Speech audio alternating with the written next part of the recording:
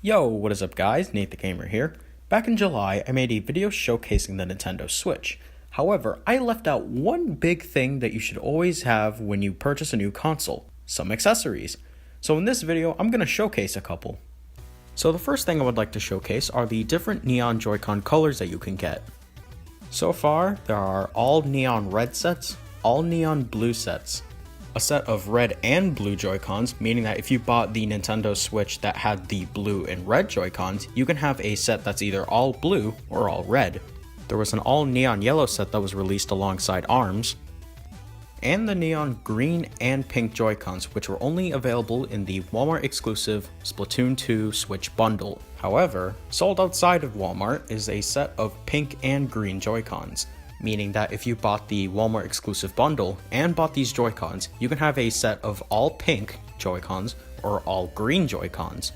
Personally, I like all of these Joy-Con colors, and since the controllers are detachable from the Switch, you can mix and match the Joy-Con colors to whatever you want. My favorite Joy-Con combinations include the all red Joy-Cons, the ketchup and mustard kind, which is just red and yellow, or the reverse Splatoon 2 kind.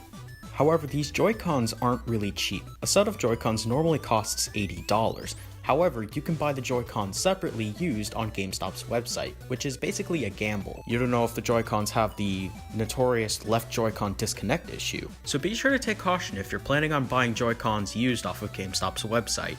Next up on the list is the Nintendo Switch Elite Player's Backpack by PDP. This backpack is the best thing ever. It can hold the Switch console with the Joy-Cons attached, 6 more Joy-Cons, a Pro Controller if you have that. It can carry the original Nintendo Switch dock, a pair of headphones, a bunch of game cards, wires. This thing has it all. It can even store a laptop.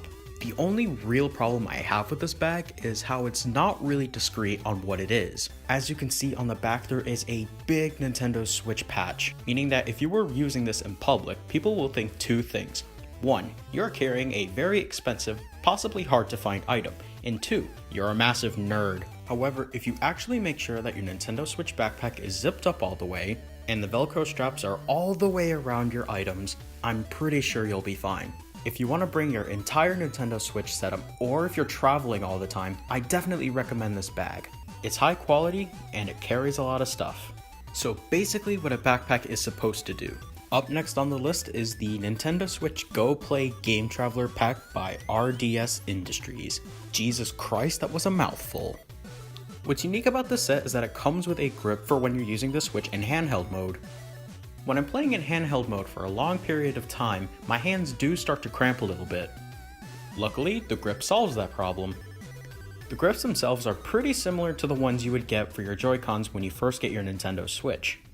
The grip even allows you to detach the Joy-Con so you can still use tabletop mode. The carrying case that comes with the grip has perfect cutouts for when you are using the grip with your Nintendo Switch. It also carries 2 game card cases that carry 4 cards inside, 2 Joy-Con wrist straps, and a small Velcro pocket that you can basically stuff whatever you want in it. I only have 2 problems with the set, and they all have to do with the grip itself. For one, you can't keep the grip on if you want to put your Switch in the Nintendo Switch dock. It's just too big to fit inside. Of course, this wouldn't be a problem if you have one of those travel adapter things. The other problem I have with this grip is attaching and detaching the Switch console from the grip itself, mostly because of its weird mounting system. I'm just afraid that the 2 prongs on top or the big plastic thing on the bottom is going to scratch up the top or bottom of my Switch, and I don't really want that. However, I do like this case regardless of those problems. It fixes one of the problems I have with the Switch that doesn't have to do with the online services.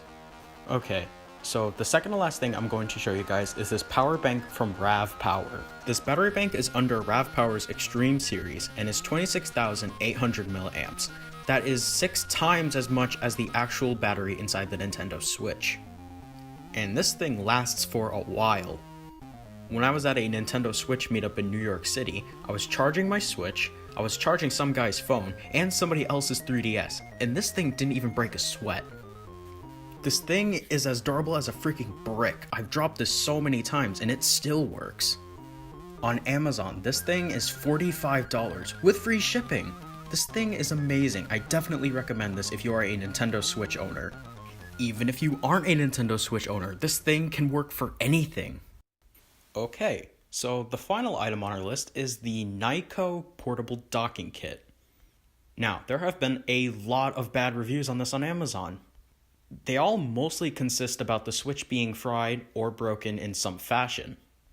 Now, I want to try this out myself, so let's see if there's something wrong with it.